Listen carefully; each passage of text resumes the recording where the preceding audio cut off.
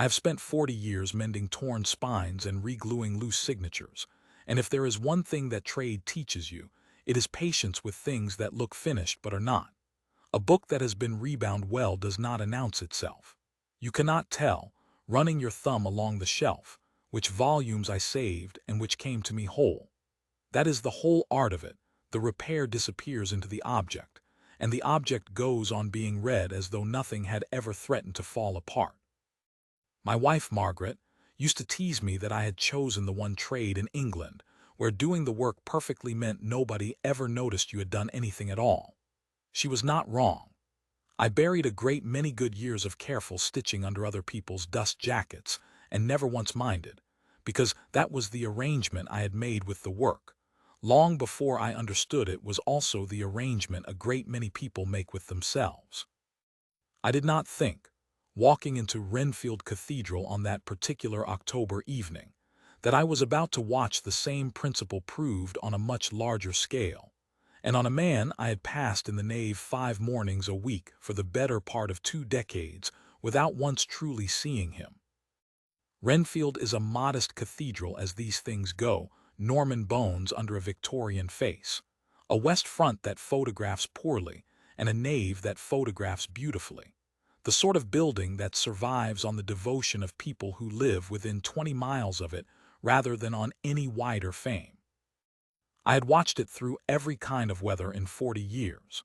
The roof appeal of the 80s, the graveyard restoration that ran 3 years over schedule, the endless small crises of stone and lead and damp that afflict any building old enough to have outlived several of the civilizations that maintained it. The organ was simply the latest of these, though it felt, that autumn, like the gravest, an instrument built in 1861.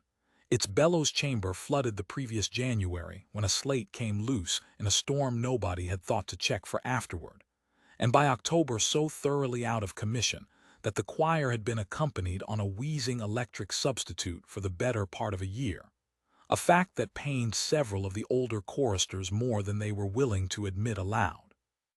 £200,000 does not sound like an enormous sum until you have watched a diocese try to raise it £100 at a time through cake sales and sponsored walks, and by the time the gala was proposed, there was a weariness in the chapter meetings that I recognized from every other fundraising crisis I had lived through there.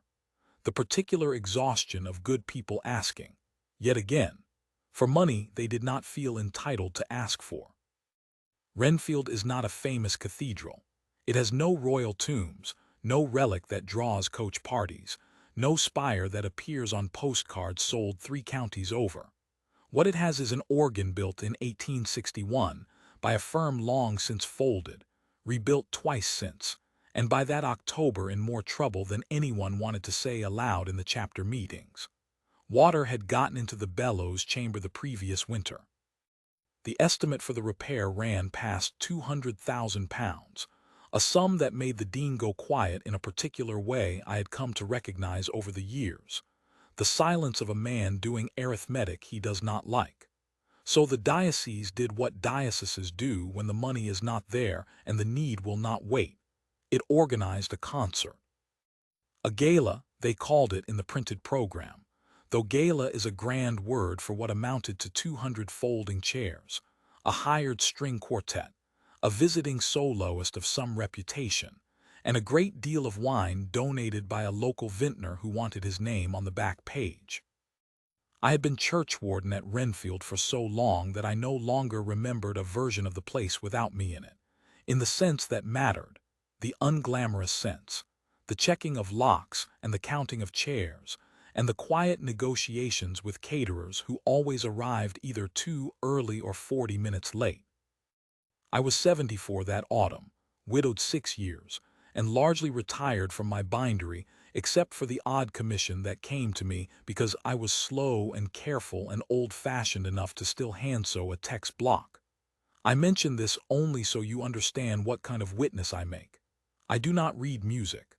I could not tell you the difference between a nocturne and a sonata if my life depended on it. What I can tell you about is hands, the way a craftsman's hands hold themselves at rest, the difference between someone who has learned a motion once and someone who has performed it 10,000 times until the body forgets it ever had to be taught. 40 years of watching people restore things has made me, without my ever intending it, something of an expert in the particular stillness of a person who knows exactly what they are doing and has simply never been asked to show it. Which brings me to Cyril. Cyril Hobbs had been the verger at Renfield for as long as I had been churchwarden, 35 years, perhaps closer to 36, though neither of us had ever sat down and worked out the precise figure, the way you don't with a person who has simply always been there. He was a narrow man, not tall, with the particular economy of movement you find in people who have spent a lifetime in buildings not built for comfort. Cathedrals are cold, drafty, unforgiving places to work, and Cyril had made his peace with all of it decades before I met him.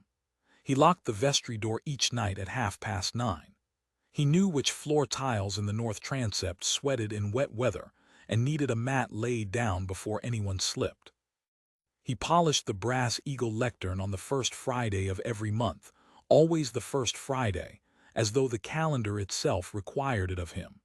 He spoke, when he spoke at all, in short sentences delivered without inflection, the sentences of a man who has learned that most conversations do not require his opinion and has stopped offering one. I liked him. Everybody liked him, in the mild, unexamined way you like the furniture of a place you have loved for a long time, which is to say we had none of us, not the dean, not the choir, not I, ever asked Cyril Hobbs a single question about who he had been before he came to us. That evening, the concert was to open at 7. By 6 the great hall, the old refectory, really, a long stone room off the south cloister that the diocese used for anything too secular for the nave, was already filling with the sort of crowd such evenings attract.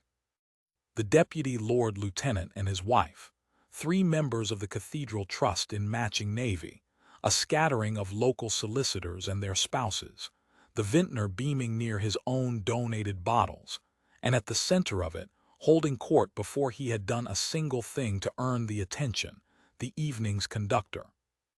I had arrived early, as I always did, to help set out the last of the chairs, and to make certain the ancient radiators along the north wall had been coaxed into working. The refectory could turn bitter after dark even in September, and a room full of shivering donors is not a room inclined toward generosity. I remember the particular quality of that hour, the way the last low sun came sideways through the clerestory windows and lay in long gold bars across the stone floor, the smell of beeswax polish and hothouse lilies someone from the flower guild had arranged rather too ambitiously near the entrance, the low, busy murmur of people greeting one another in the specific register, reserved for occasions where being seen to give money matters almost as much as the giving itself. I had known most of that room my whole adult life. I knew which solicitors had quarreled the previous spring over a boundary dispute and were now standing, with great civic effort, on opposite sides of the drinks table. I knew that the deputy Lord Lieutenant's wife always arrived exactly 11 minutes late, so as never to be first through a door. 40 years in one small city teaches you the whole choreography of its gatherings, until you could conduct them yourself with your eyes shut, which is perhaps why what happened later struck me as forcibly as it did. It was the one evening in all those decades when the choreography broke entirely, and something unrehearsed walked into the middle of it. Maestro Edmund Traherne had been engaged to lead a chamber arrangement with the visiting soloist, and to say a few suitably moving words about the organ fund between pieces. He was, by any reasonable account, a distinguished man, decades with a well-regarded regional symphony, 2 decorations from a European conservatory, a voice that had been trained to fill halls, and had perhaps never quite learned how to stop filling them once the hall was small. He arrived at 6:30 already dressed for the evening, already accepting compliments with the practiced modesty of a man who has been told. He is remarkable so many times that the telling has stopped registering as information and become simply weather. He had a way of standing that I have since decided is peculiar to men who have spent 30 years with their backs to an orchestra and their faces to an audience. A stillness that is not repose at all but a kind of permanent readiness to be looked at, shoulders set, chin very slightly lifted, as though even in a stone refectory over wine and canapes some part of him remained braced for the downbeat. The dean introduced him to the trust members with evident pride. The trust members, in turn, introduced him to their spouses with the small proprietary flourish of people who have secured a minor celebrity for an evening and intend to make the most of the association. I do not say any of this to condemn him. I only want you to understand the shape of the room before anything happened in it, who stood where, who was listened to, and who was not, because it was that shape, more than any single word Traherne said, that made what came next as cruel as it was. The soloist's absence, when word of it reached the room, produced the particular low ripple of a social gathering, realizing its centerpiece has gone missing. I watched it move through the crowd the way I imagine a draft moves through an old building, a whispered word here, a glance at a wristwatch there, the quartet's leader conferring anxiously with the dean near the stage. Traherne, for his part, seemed almost to welcome the disruption. A man accustomed to commanding attention does not, in my long experience of watching such men, care to spend an evening in a room where the attention has nowhere yet to land. He wanted somewhere to put it. And Cyril, bent over the piano lid with his soft yellow cloth, entirely unaware that he had become, in the space of 30 seconds, the only unclaimed thing left in the room, was standing directly in the path of a man who needed something to do with 200 pairs of eyes and 20 idle minutes. The trouble began, as these things generally do, with something small going wrong. The visiting soloist, a young pianist of some renown, coming down from the north, was delayed. Roadworks, we were told, and then flooding on the A-road, and then, at 6:45, a telephone call to say she would not arrive before past, possibly later. This left a hall full of 200 people, a string quartet that could only do so much on its own, and a maestro who did not care to stand about looking as though the evening had gotten away from him. The piano itself, a handsome grand, borrowed for the night from a private collector 2 villages over, since the cathedral's own upright was not fit for a soloist of the caliber expected, sat center stage under a single spotlight that had been rigged for the occasion. And Cyril was at it, not playing it, dusting it. This was, in the most literal sense, his job that evening. He had spent the afternoon overseeing the piano's delivery, its positioning, its tuning by a man who'd come up from the county town. And now, in the last quiet minutes before the doors properly opened, he was going over the lacquered lid one final time with a soft yellow cloth, the way I had watched him tend to the lectern and the choir stalls and the stone font 1,000 times before. He did it without hurry. He did it, I would come to understand later, the way he did everything, with the complete, unbothered attention of a man for whom care was simply the correct way to treat an object, regardless of who was watching. Traherne noticed him. I was perhaps 15 feet away, holding a glass of the vintner's wine I did not especially want, and I watched the maestro's eye go from the empty stage to the delayed soloist's absence to Cyril's bent gray head, and something in his face shifted the way weather shifts, no single visible cause, simply a change in pressure. "Ah," he said, loudly enough that the nearest dozen conversations paused to listen, because that is what a trained voice does even when it does not mean to. "Here's our man.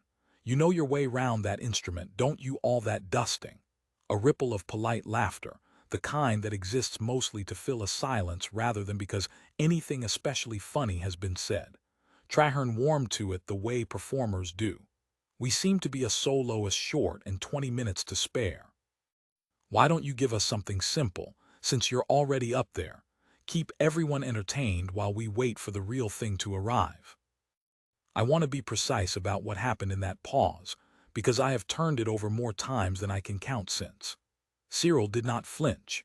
He did not look wounded, or confused, or even especially surprised. He simply straightened up from the piano's flank, the cloth still folded in one hand, and looked at Traherne the way you might look at someone who has asked you a question in a language you understand perfectly well, but have not been required to answer in for some years. There was a silence of perhaps 3 seconds, long enough for the deputy Lord Lieutenant's wife to glance at her husband, long enough for the dean, near the drinks table, to set down his glass with a small, apprehensive click. "Go on, man," Traherne said, not unkindly exactly. "There are cruelties that wear the clothing of good humor, and this was one of them. A joke made at another man's expense in a room where the other man had no way to refuse without seeming humorless himself. You've dusted it enough times. Show us it wasn't wasted on you." The laughter came again, a little wider this time, a little more certain of itself now that it had been given permission twice. And Cyril Hobbs folded his cloth into careful quarters, set it down on the closed lid of the case beside the piano, and walked to the bench.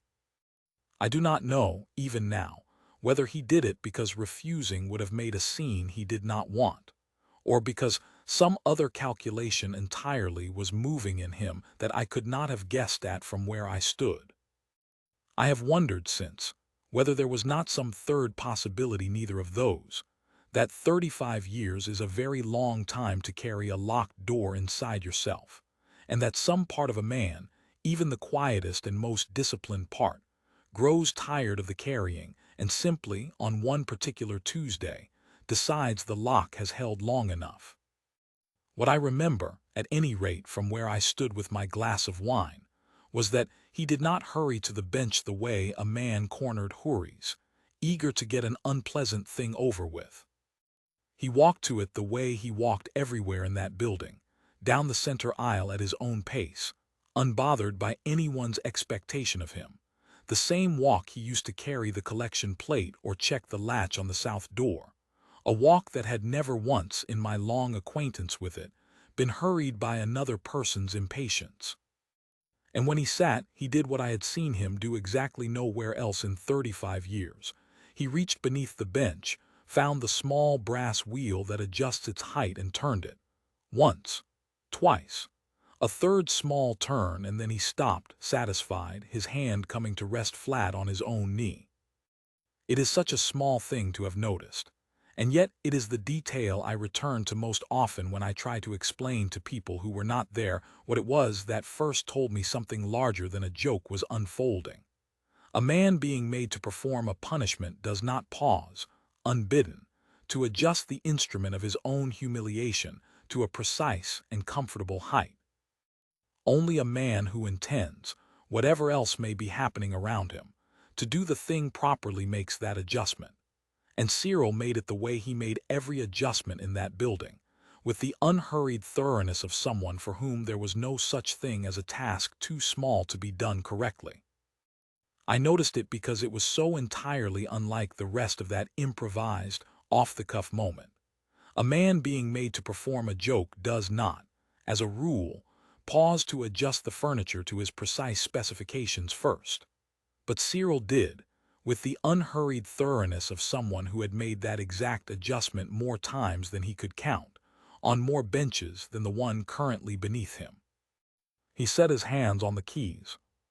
What he played first was exactly what he had been told to play, something simple. A hymn tune. I recognized it after a bar or two as "Abide with Me." The melody alone, no ornament, played through once in the plainest possible harmony, the sort of thing a competent child might manage after a year of lessons. It was, I understood later, an act of scrupulous, almost defiant obedience. He had been told to give them something simple. He gave them something simple. Nothing about those first 16 bars asked the room for anything at all, no attention, no reconsideration, no apology for the joke that had put him there. A few of the guests near the back kept talking.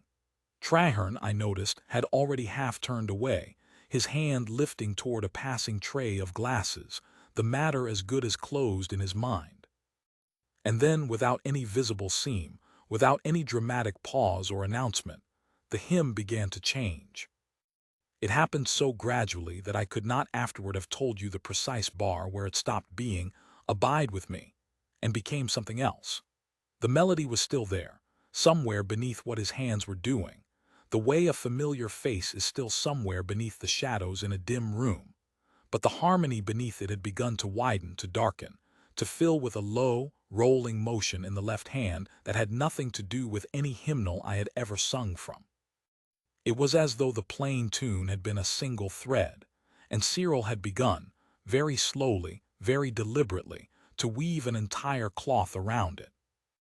Traherne's hand stopped halfway to the tray. I will not pretend to you that I understood, in any technical sense, what I was hearing.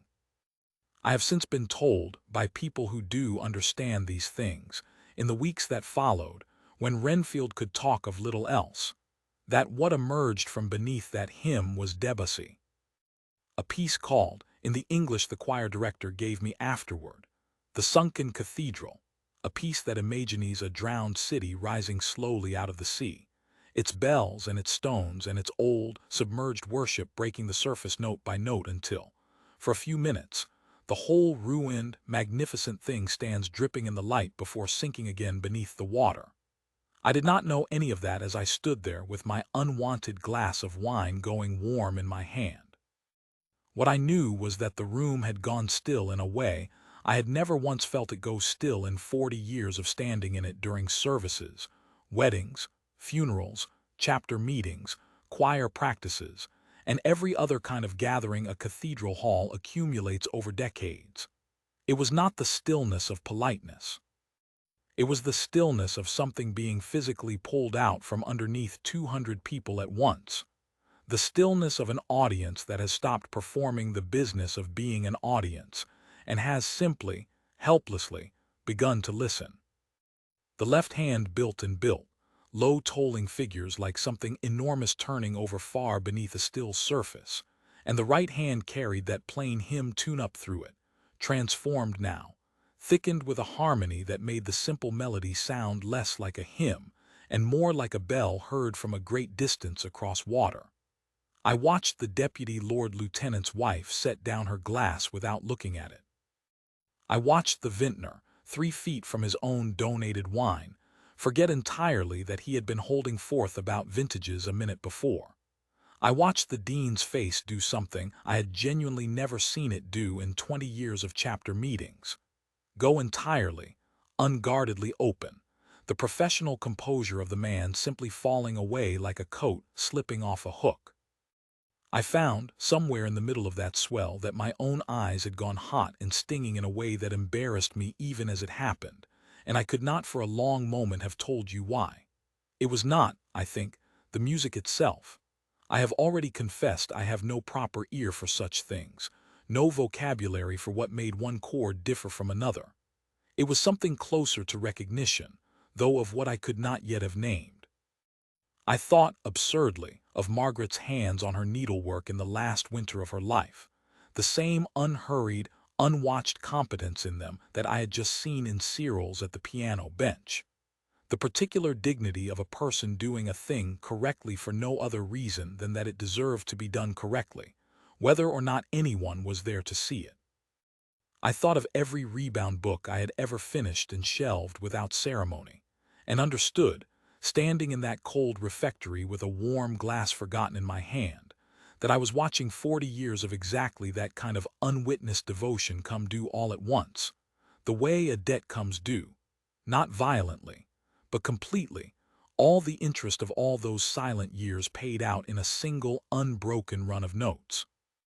The stone of the hall seemed to be doing something to the sound that I do not think any concert hall built for the purpose could quite have managed.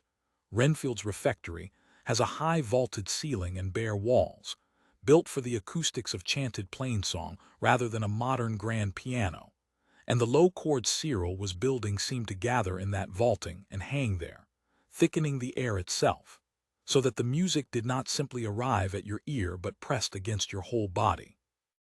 The way the cathedral bells do on the rare mornings I have stood directly beneath the tower when they ring.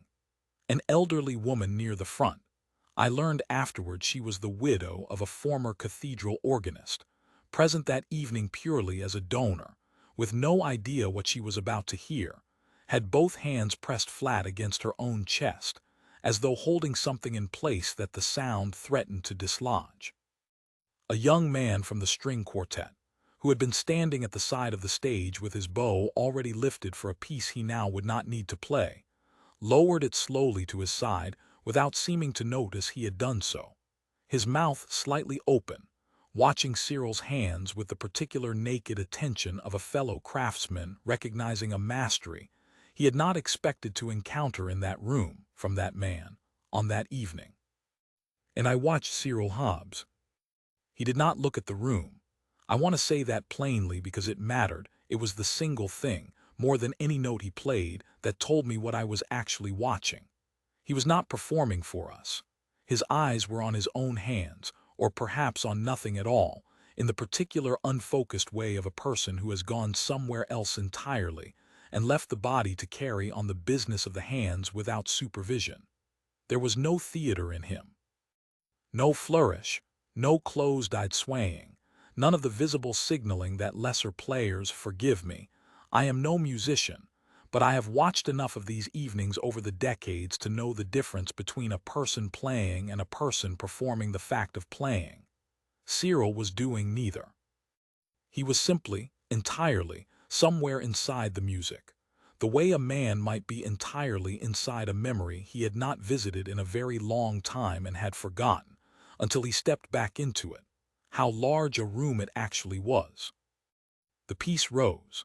That is the only way I can describe what happened across the middle section, the low tolling figures climbing, gathering, until both his hands were moving across the full breadth of the keyboard in a great swell of sound that filled that stone hall the way an organ might have filled it, if the organ had not been sitting silent and half-ruined 40 feet away behind its water-damaged bellows. I felt it in my chest, an actual physical pressure, the way you feel a peal of real bells when you stand too close to a tower. Beside me, a woman I did not know had brought her hand up to her mouth. Somewhere near the back, a chair scraped as someone rose without meaning to, simply to be nearer to it. Then, as gradually as it had risen, it began to recede. The great chords thinned. The tolling in the left hand grew quieter, sank, the way the piece's own imagined cathedral was said to sink back beneath its sea, until at last there was nothing left but the plain melody again, abide with me, unadorned, exactly as Cyril had first played it, as though the whole vast structure that had risen out of it had simply been a dream the hymn had briefly and was now waking from. He let the final chord ring. He did not hold it dramatically or lift his hands with any flourish. He simply let the sound finish dying on its own, the way sound does when nobody interferes with it, and then he folded his hands together in his lap and sat, entirely still, looking at nothing. The silence that followed lasted, I would guess, 4 or 5 seconds, an eternity, in a room of 200 people. Nobody in that hall, I think, quite knew what to do with a silence of that particular weight. We are practiced, most of us, at the ordinary silences of a concert, the polite, waiting hush before the applause is decently permitted to begin, the small held breath at the end of a familiar piece where everyone already knows, more or less, when to clap. This was not that. This was the silence of an audience that has been shown, without any warning or preparation, something considerably larger than the evening they had paid to attend, and had not yet worked out how to give it back any kind of proportionate response. I remember glancing sideways at the woman beside me, a stranger, someone's wife, I never learned whose, and finding her looking back at me with the same helpless, faintly startled expression I imagine was on my own face, the look of two people who have just witnessed the same impossible thing, and are checking, wordlessly, that the other one saw it too. And then it broke, not with the polite scattered applause of an evening that has gone pleasantly, but with the whole hall coming up out of its chairs at once, a single ragged motion, applause that had the particular quality. I have heard it perhaps 3 times in my life, at funerals mostly, moments too large for the ordinary machinery of clapping to quite contain, of people trying to do something with their hands because there was nothing else available to do with what they were feeling. The deputy Lord Lieutenant, a man I had never once seen show emotion beyond a dignified nod of approval, was on his feet with his palms coming together so hard I could hear it above the general noise. Somewhere behind me, a woman was openly crying, not with any embarrassment about it, simply letting the tears go while she clapped. The young man from the quartet had set his bow down entirely against the side of his chair, and was applauding with both hands raised well above his head, the way you applaud something you suspect you will spend the rest of your working life trying and failing to reach. I looked for Traherne. He had not moved from where he stood near the drinks table, the tray he'd been reaching for entirely forgotten, his own hands hanging at his sides. He was not applauding. I do not think, in that first stretch of seconds, he was capable of it. His face had the stripped, unguarded look of a man who has just watched something enormous walk directly through the middle of his own certainty about the world and continue on the other side without pausing to acknowledge the wreckage. He did not say anything. He did not, as I half expected some lesser man might, produce a quick recovering joke to smooth the moment back into shape. He simply stood there, silent, while 200 people around him rose to their feet for a man he had, not 20 minutes before, invited them to laugh at. It was the dean who finally moved. He crossed to the piano, took Cyril's hand in both of his, and said something I did not hear over the applause, a word or two, no more.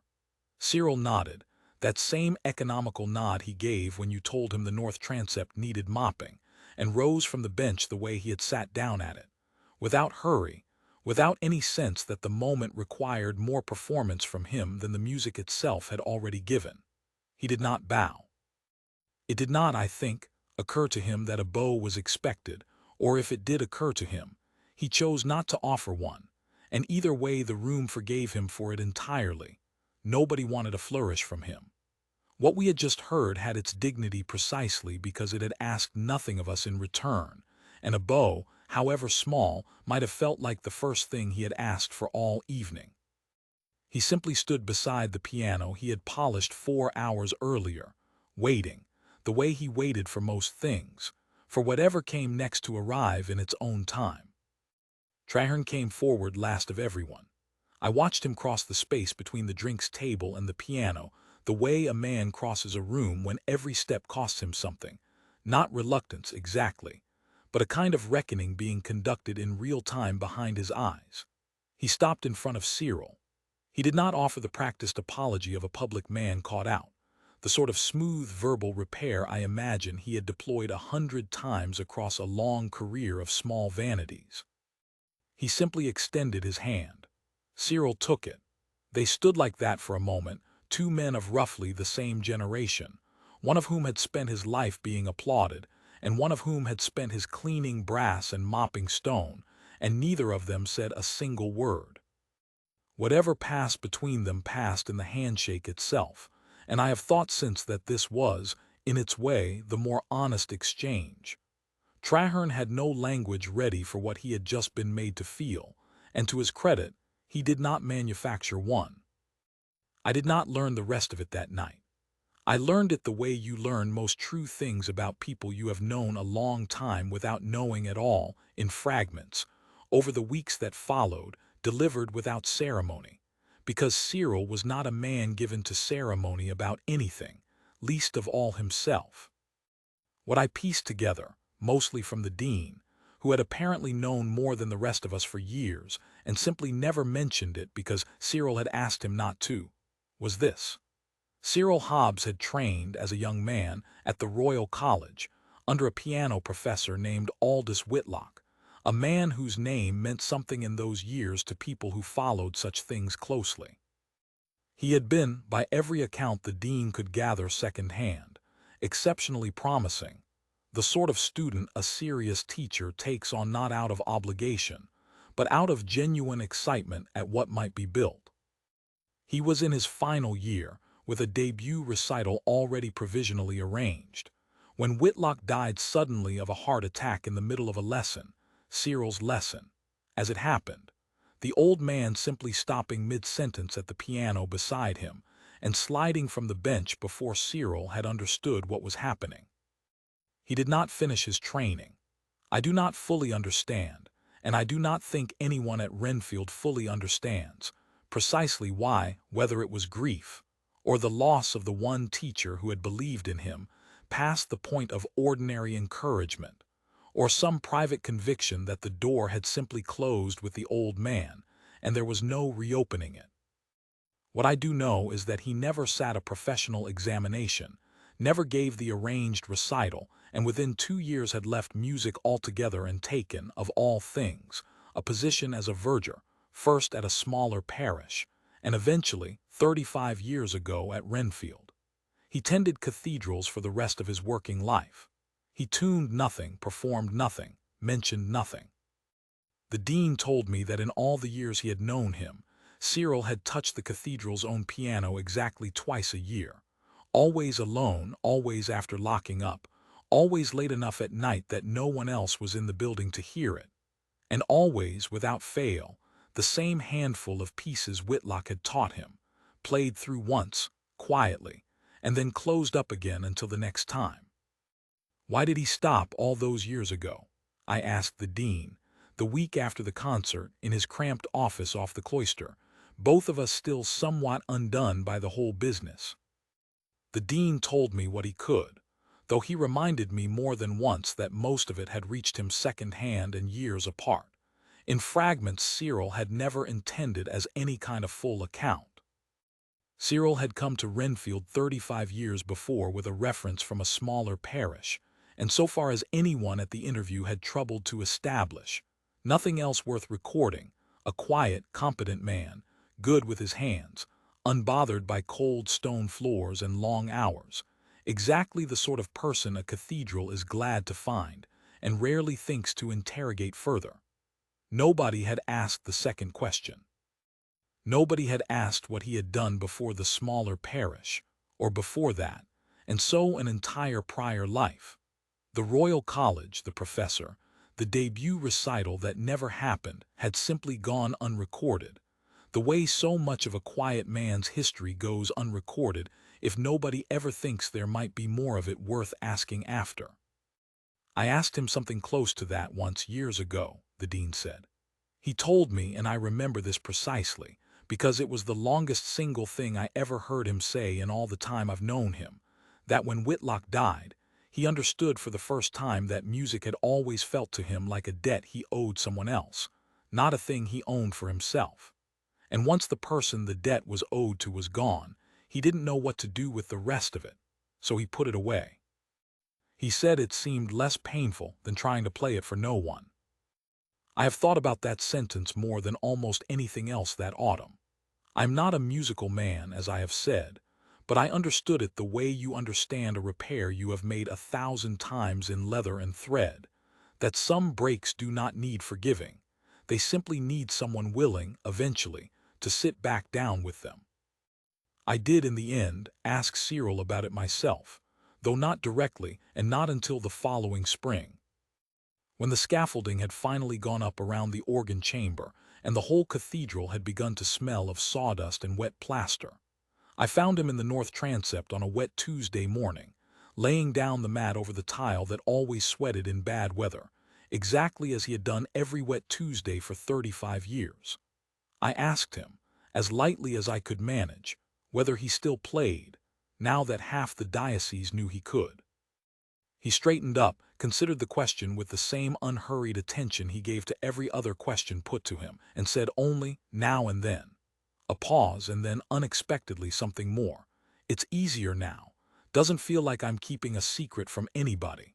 He picked up his bucket, nodded to me the way he nodded to everyone, and went on toward the vestry, and that was the whole of it. No further explanation offered, none sought. I did not need one. I understood, standing there in the damp transept with the smell of plaster in the air, that he had told me everything that mattered in 5 words, and that asking for more would have been its own kind of discourtesy, the sort a good craftsman learns, eventually, never to commit. The organ fund, in the end, was oversubscribed within the month, not entirely because of what happened that evening, the dean is careful to say, but not entirely unrelated to it either, since word travels fast in a small cathedral city and a hall full of witnesses does not. On the whole, keep such an evening to itself. The story went round the deanery and out into the wider county the way stories of that kind always do, gathering small embellishments as it traveled, until by Christmas I had heard 3 versions of the evening that bore only a passing resemblance to the one I had actually stood through, in one of which Cyril was said to have played for the better part of an hour and reduced the maestro himself to tears. He had not. He had played for perhaps 6 minutes, and Traherne had not wept, so far as I could see. He had simply stood very still, which struck me, then and now, as a more honest and more difficult thing for a man like that to do.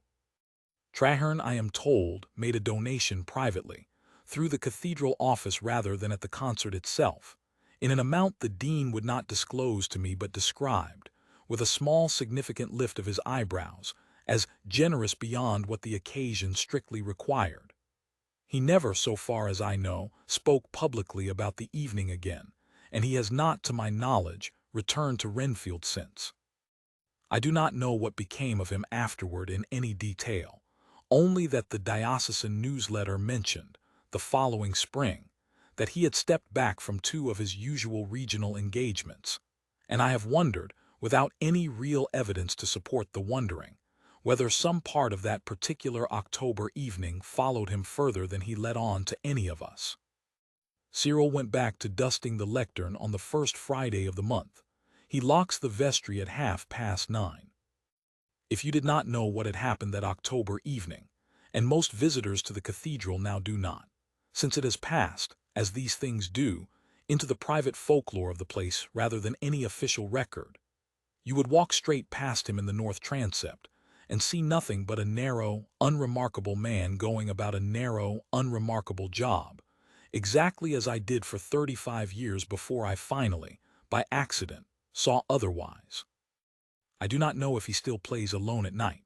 I have not asked him, and I do not intend to. Some doors, once you have understood what is behind them, are better left for the person who owns them to open again in their own time if they open them at all. But I will tell you this. I have spent my whole life mending things that were meant to look, once finished, as though they had never been broken. That is the craftsman's discipline, the whole quiet art of it, invisibility as the highest form of the work. I used to think that was the truest kind of repair. I am no longer entirely sure, because what I watched happen in that hall was not a man hiding what had been broken in him. It was a man, for a handful of minutes, finally letting the break show, letting the whole cathedral of it rise up out of the water, dripping and enormous and undeniable, before he let it sink gently back down to where he keeps it, and went on with his evening as though nothing at all had happened. I have never since dusted a shelf, or watched anyone perform some small, overlooked task with more care than the moment strictly required, without wondering what else might be sitting quietly beneath it, waiting only to be asked.